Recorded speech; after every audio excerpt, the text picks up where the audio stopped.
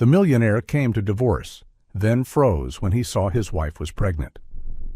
Alexander Thorne sat in the luxurious 52nd floor conference room of Morrison & Associates law firm in Manhattan, his fingers absently rubbing the $500,000 Patek Philippe on his wrist.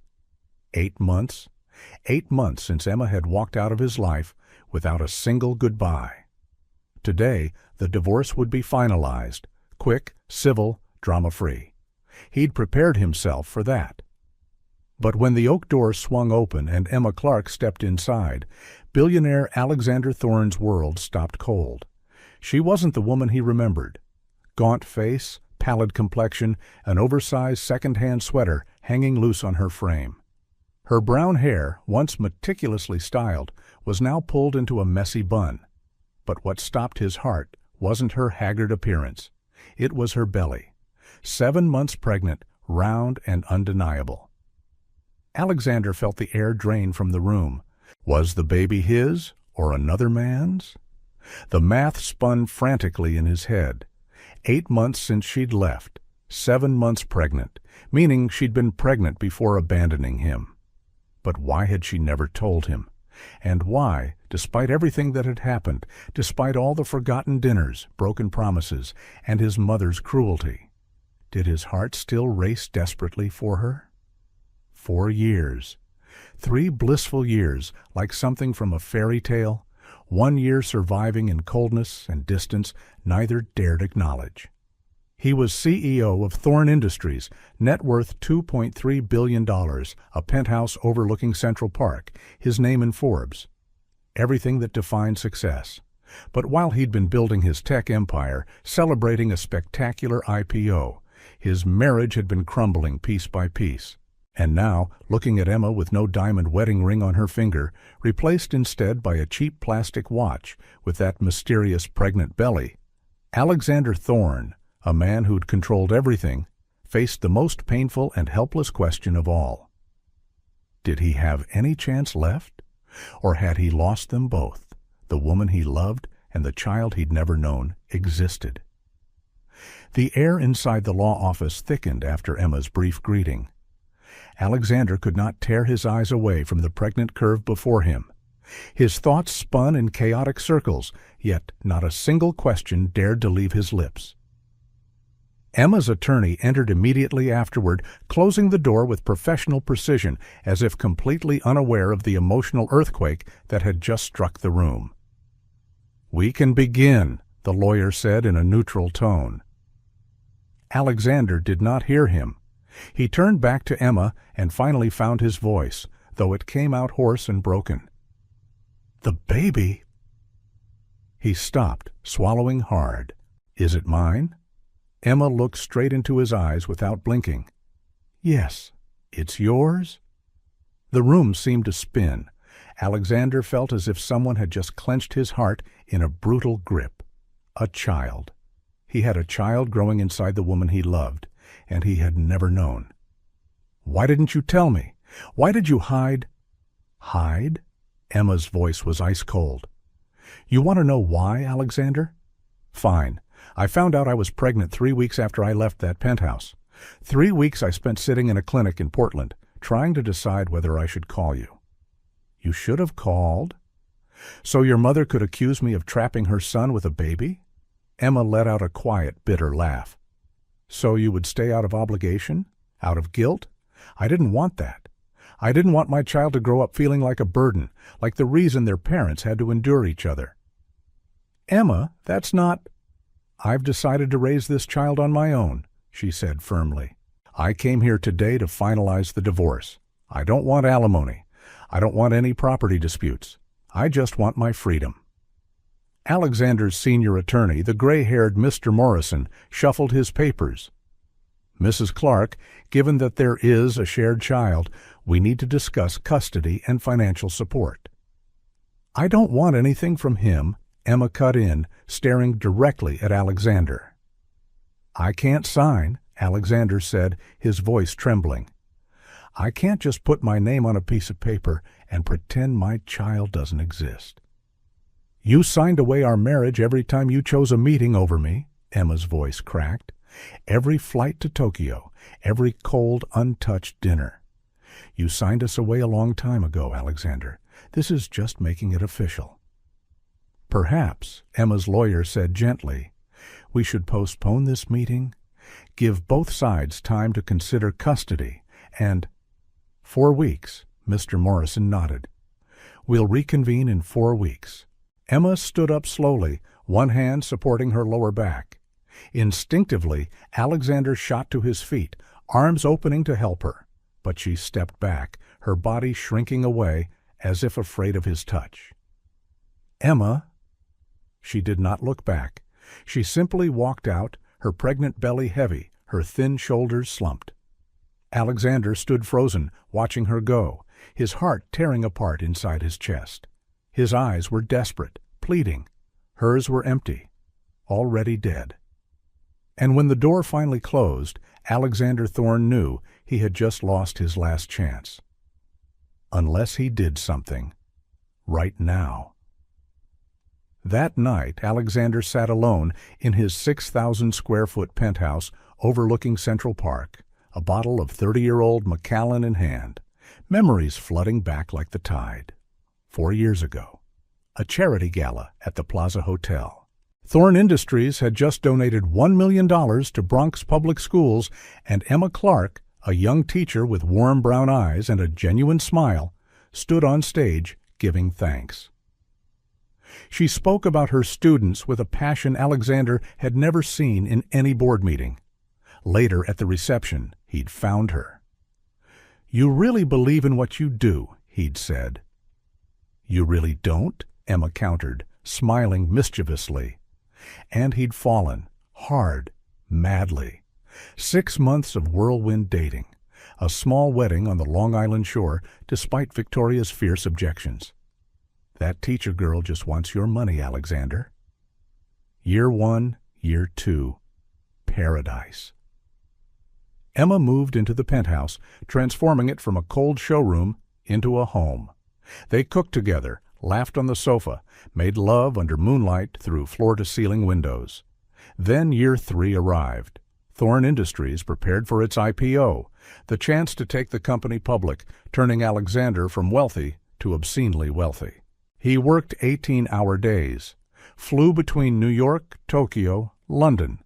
Emma ate dinner alone, slept alone, woke in a cold bed.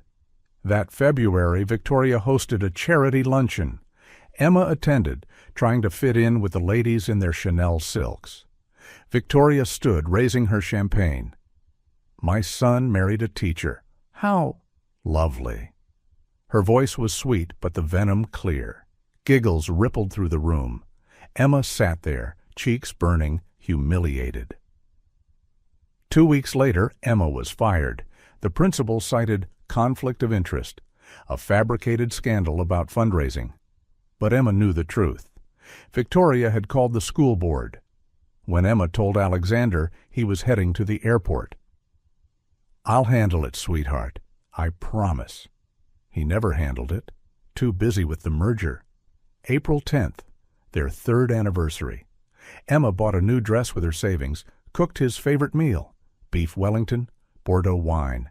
He didn't come home, didn't call. 2 days later, Alexander appeared with a Cartier box, a $25,000 diamond bracelet. I'm sorry, sweetheart. Emergency Tokyo trip. I don't want your jewelry, Emma screamed, voice breaking. I want you. I want my husband. You knew who I was when you married me. I married the man who saw me. Now you don't even see me there anymore. The next morning, Alexander woke to an empty bed, a suitcase gone. The diamond wedding ring lay on the nightstand beside a handwritten note. I can't compete with your empire. 8 months. He'd refused to believe she'd truly left. Then anger. How dare she leave him? Then guilt, every cold dinner, every broken promise. Then desperation, hired private investigators, sent flowers, sent divorce papers hoping she'd respond. And today, she'd responded. With a belly carrying his child, a child he'd never known about. Alexander looked at the wedding photo on the mantel. Emma radiant in her white dress. And him, phone still visible in his hand, even on their most important day. He'd lost everything. But perhaps, just perhaps, he had one last chance. The next day, Emma returned to Portland on a 12-hour Greyhound bus. Plane tickets were too expensive. Her 400-square-foot studio was in southeast Portland, third floor of an old building with no elevator. The heating system had broken last month, the landlord promising to fix it, but nothing yet. 5:30 a.m. The alarm rang. Emma woke with severe back pain and the familiar wave of nausea. Morning sickness still lingered, though she was 7 months along. Breakfast, a few saltine crackers, and tap water. She checked her bank account on her old phone with its cracked screen. $47. Rent of $850 was due in 5 days. 7 a.m. to noon, Emma tutored elementary students online, $15 an hour. 2 to 6 p.m., she waitressed at Mike's Diner, standing for 4 straight hours, feet swelling, back ready to break. 8 to 11 p.m., she edited documents online, $20 per assignment. Thursday afternoon, mid-shift at the diner, Emma felt dizzy. The room spun, cold sweat on her forehead. "Emma!" Mike, the manager, called out. "You look gray as ash. Go home." "No, I can't," Emma whispered, gripping the counter edge. An elderly woman sitting at the corner table, a regular, looked at Emma with worried eyes. When Emma brought the check, she left a $50 tip and a note. "Take care of that baby, sweetheart." Emma ran to the bathroom and cried. That evening, Sarah Mitchell, her only close friend, a nurse at Providence Hospital, stopped by with a bag of groceries from Whole Foods. "Em, this is insane," Sarah said bluntly, looking around the frigid studio. "You're killing yourself. You're 7 months pregnant, anemic, working 15-hour days. Call him." "No." Emma shook her head stubbornly. "He's the father of the baby." "He's the man who forgot I existed," Emma's voice trembled. "His mother called me a gold digger to my face. If I ask for help now, I prove her right. I can't do that." Sarah hugged Emma, letting her cry on her shoulder. After Sarah left, Emma sat on the cold wooden floor before her baby corner. The second-hand crib from Goodwill for $25, one leg slightly loose, 3 newborn-sized bodysuits from the thrift store, 5 diapers, samples from the free clinic, and 1 small gray stuffed elephant, the only thing she'd bought new, $8 at Target. Emma placed her hand on her pregnant belly, feeling the strong kicks inside. "I'm sorry I can't give you more, baby," she whispered, tears streaming down her cheeks. "But I promise you'll be loved, so very loved." Outside the window, Portland snow began to fall. Emma pulled the only thin blanket around her shoulders, shivering in the room cold as a freezer, and prayed tomorrow would be easier.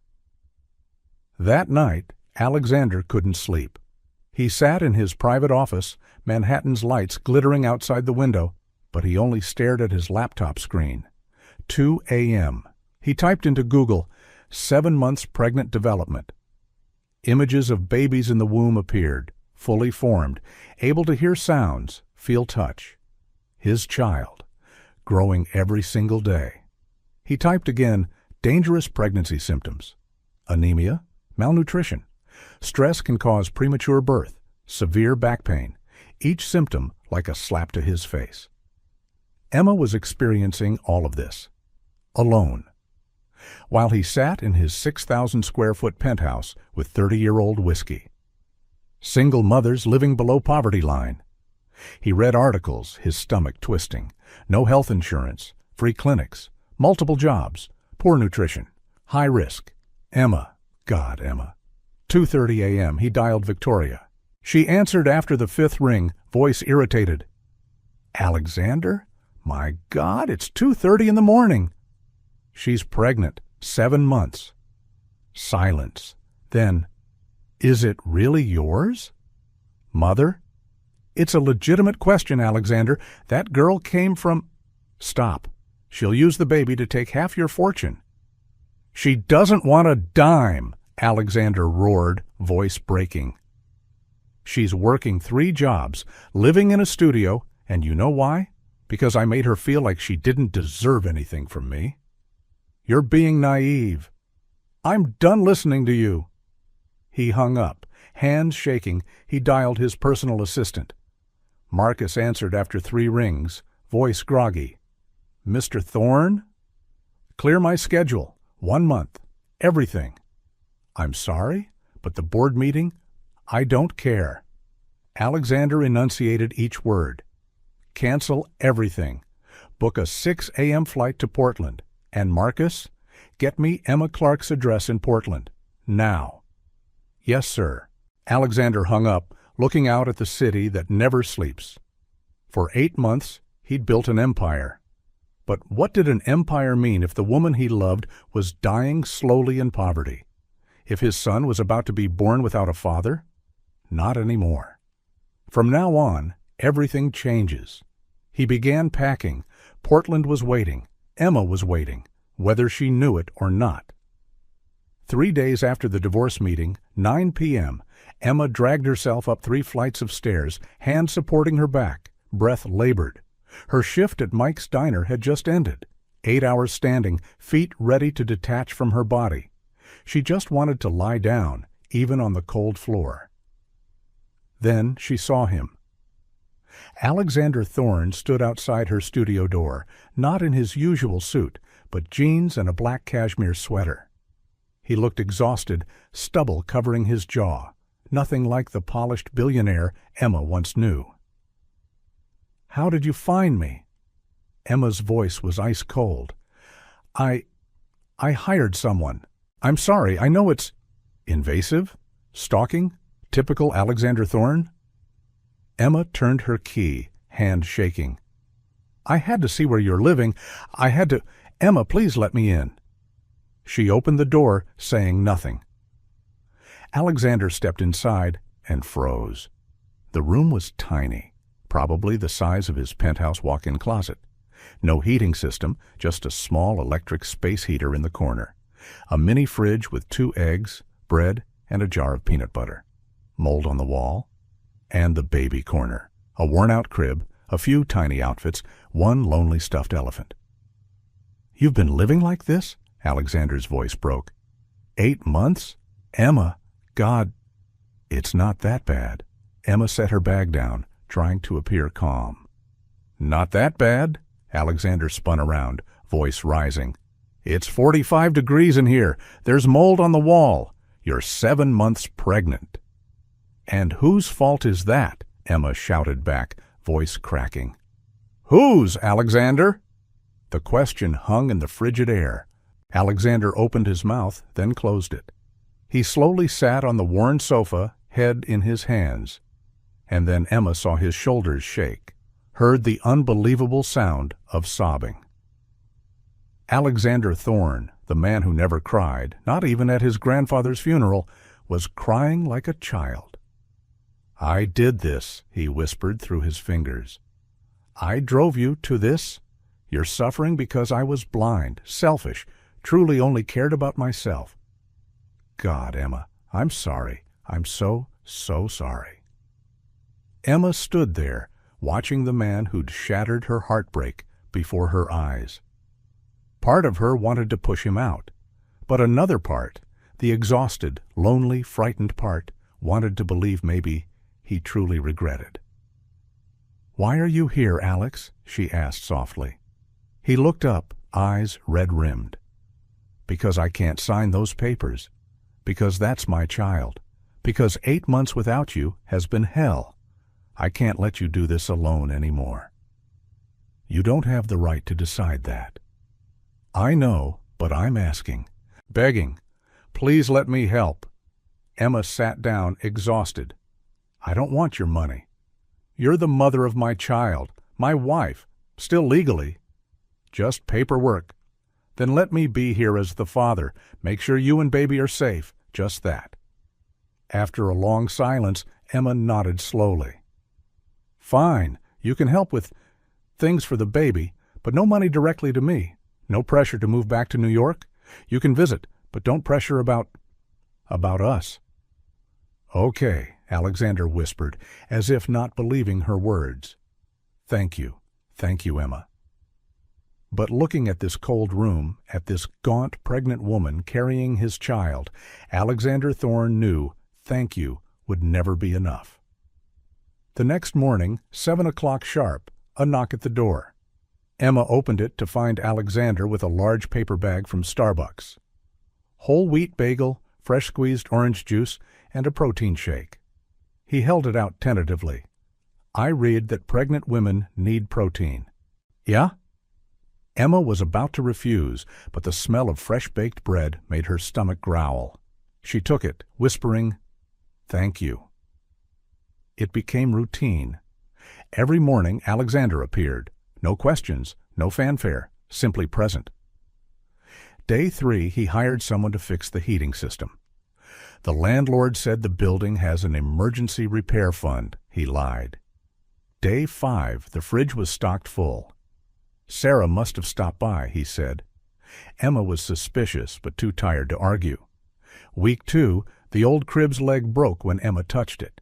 She called Alexander for the first time voluntarily, voice trembling. The crib broke. I don't know what to do." 20 minutes later, he appeared with a new crib, changing table, and rocking chair from West Elm. "Alex, I said no expensive—" "This is for Noah, not you. Every child deserves a safe crib." They assembled together in silence. Alexander read instructions, Emma directed. When he put a piece on backwards, Emma laughed, the first genuine laugh in a year. Alexander looked at her, his heart soaring. That laugh, how much he'd missed it. "Why are you really doing this?" Emma asked when the crib was finished. Alexander stopped, looking straight into her eyes. "Because I love you." Never stopped. "You have a terrible way of showing love." "I'm learning? Better late than never?" "I don't know if late is good enough."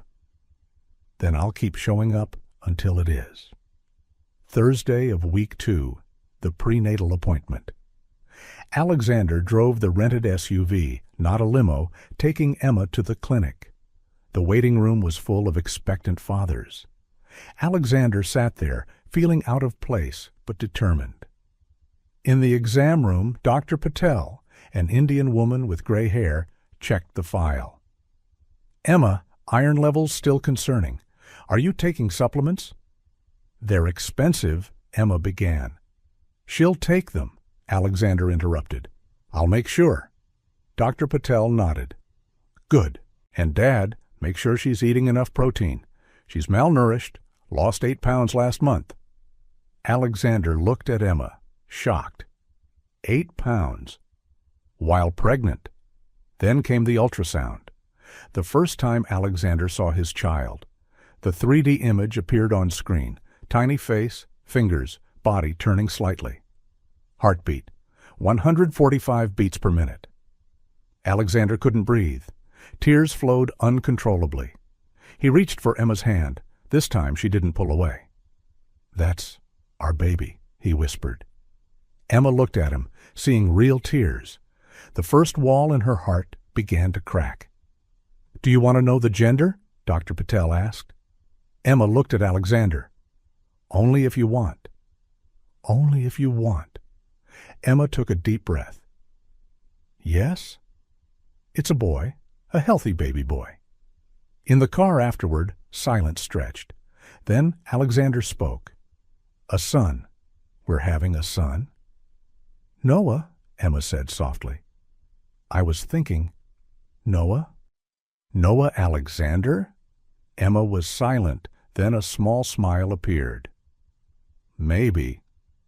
And in that moment, sitting in the rental car with ultrasound photos in hand, Alexander Thorne felt something he thought he'd lost forever. Hope. Tuesday afternoon of week 3, a knock at the door, not Alexander's gentle tap.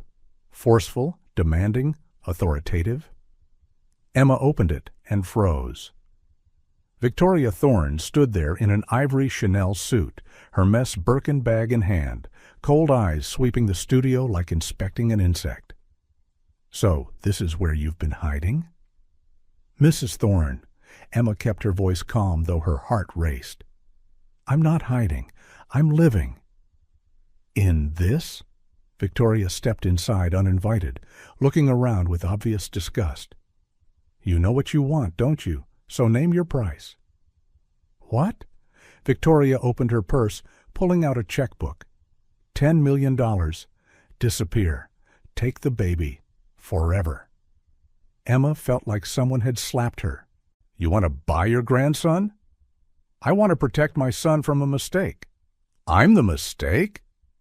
"You trapped him with this pregnancy." "I didn't even tell him," Emma shouted, voice breaking. "He found out at the divorce meeting." "Convenient, showing up pregnant to manipulate his guilt." "Get out." Victoria didn't budge, clicking her pen. $20 million, final offer. "Get out." Victoria looked at Emma one last time, cold contempt, then turned and left. But the damage was done. Emma collapsed to the floor, body shaking, tears pouring. What if she's right? What if he thinks... 20 minutes later, Alexander arrived, bringing dinner, and found Emma sobbing. "Emma, what?" She told him. Everything. The offer. The humiliation. Alexander listened, face shifting from concern to rage like Emma had never seen. He pulled out his phone, dialed, put it on speaker. "Alexander?" Victoria's voice rang out. "You went to see Emma?" "Someone had to make her see reason." "You offered money for her to disappear with my son?" "I'm protecting—" "You're done!"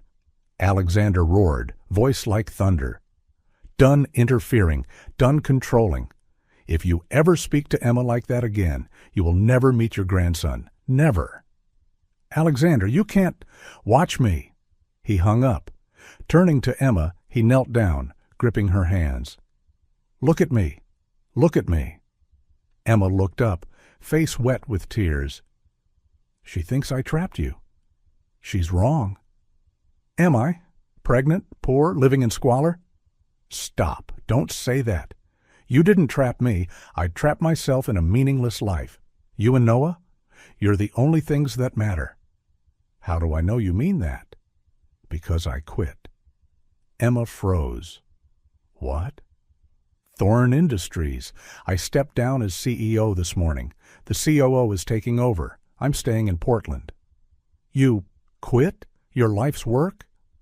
"My life's work is right here, if you'll have me." Emma stared, unable to believe.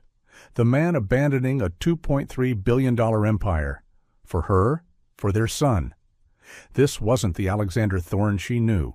This was someone else, someone real. "I bought a house here," he continued, voice trembling. 4 bedrooms, backyard, 15 minutes away. Was going to show you tomorrow. "You bought a house?"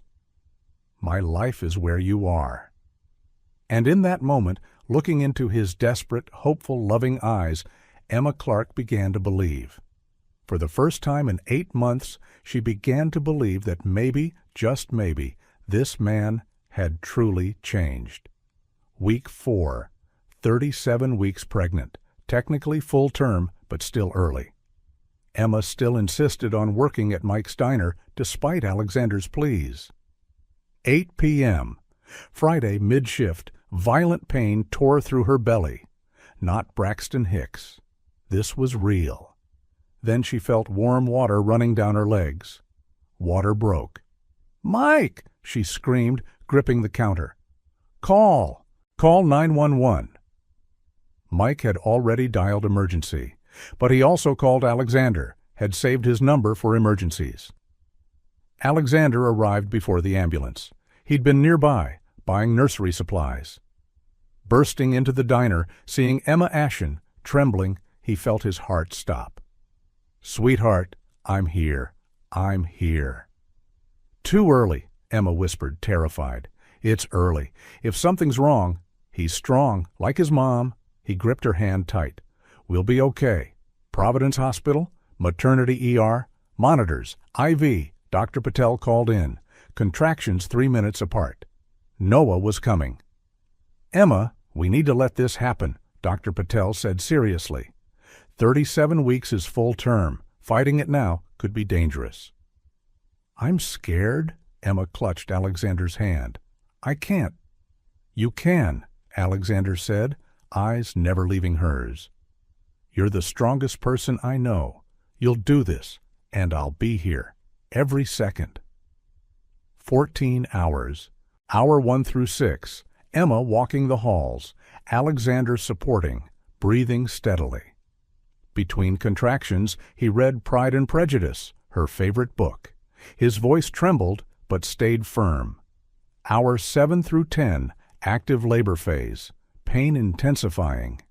Emma wanted to refuse epidural, cost, but Alexander begged, paid immediately. The anesthesiologist administered. He never left for a second, wiping sweat, holding hands, whispering encouragement. Hour 11 through 13, the hardest. Emma screaming, wanting to give up. No more, I can't. Yes, sweetheart, Alexander cried with her, almost there, just a little more. Hour 14. Pushing. Emma, next contraction, push hard, Dr. Patel instructed. I can't. Yes, you can. Alexander looked straight into her eyes. One more, for Noah. Emma pushed, screaming heart-wrenchingly. I see the head. One more, Emma. 6:23 a.m., December 28th. Noah Alexander Thorne was born, 6 pounds, 4 ounces. His cry echoed, loud, strong, perfect. The nurse placed Noah on Emma's chest, tiny, red, crying, perfect. Emma sobbed, Hi, baby. Hi, Noah. Mommy's here. Alexander stood there, tears flowing like rain, hand on both of them. He's perfect, Emma. He's perfect. When it was Alexander's turn to hold him, the nurse guided carefully, this tiny human in his arms. Noah stopped crying, opened dark blue eyes. Alexander looked down at his son, heart breaking and healing simultaneously. Hi, son. I'm your dad, and I promise... His voice choked. I promise I'll never make you feel unimportant. Never. I'll be there, every day, every moment. He kissed Noah's forehead, then looked at Emma. Thank you. Thank you for this, for giving me the chance to know how I can love. And in that hospital room, with Portland dawn streaming through the window, the three of them, a broken, complicated, but real family, began again from the start. That evening, in the hospital room bathed in golden dawn light, Emma was nursing Noah, clumsy but full of love.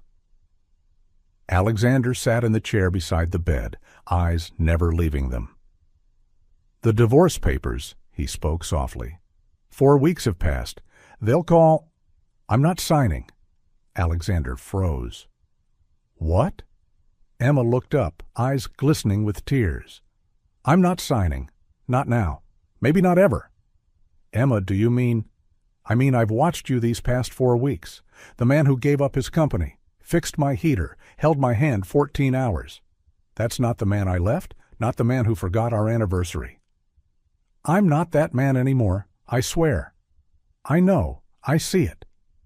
So, where does that leave us? Emma looked down at Noah, then back at Alexander. Parents first, maybe partners. Slowly, no pressure. I can do slow. And Alex, I'm not going back to New York, not that life. I'm not asking you to. What do you mean?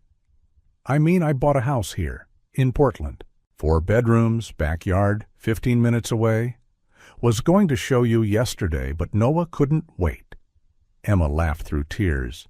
The most romantic and insane thing you've ever done. I'm insanely in love with you. Always have been. I love you too. Even when I hated you, I still loved you. Alexander knelt beside the bed, hand on Noah, hand on Emma. We'll do this right this time. Therapy, date nights, family dinners. Noah will grow up with present parents. Both of us. What about the company? Remote consulting, board member only, no more CEO. Priority is this, right here. Emma looked at sleeping Noah, then Alexander.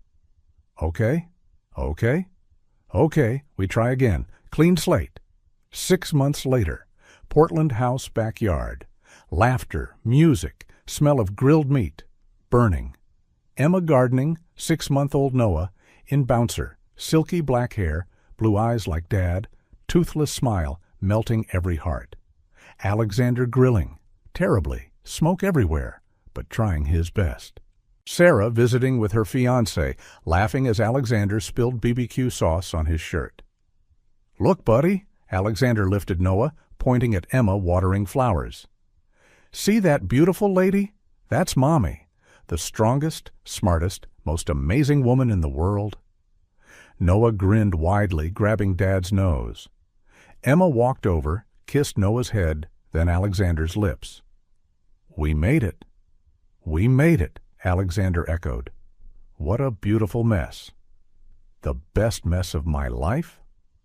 In the corner of the yard, a pink Tiffany box, from Victoria. She'd visited last week, apology stiff, but sincere. Now sends gifts monthly. Overcompensating. Relationship, cordial, boundaried, but existing. They went to therapy every week. Date night Fridays. Sarah babysat. Alexander worked 9 to 5, home for dinner always. Emma taught online part-time, loved being a stay-at-home mom. As the sun set behind the Cascade Mountains, 3 people, no, 4 with Sarah and her fiancé, sat around the outdoor table. Noah dozed in Dad's arms. Emma leaned her head on Alexander's shoulder. Thank you, she whispered, for not giving up. Thank you, he replied, for giving me a second chance to be the man I should have been from the start. And in that Portland sunset, the Clark Thorne family, forged from pain, healed by love, completed by presence, continued writing their story, one day at a time, one moment at a time, together.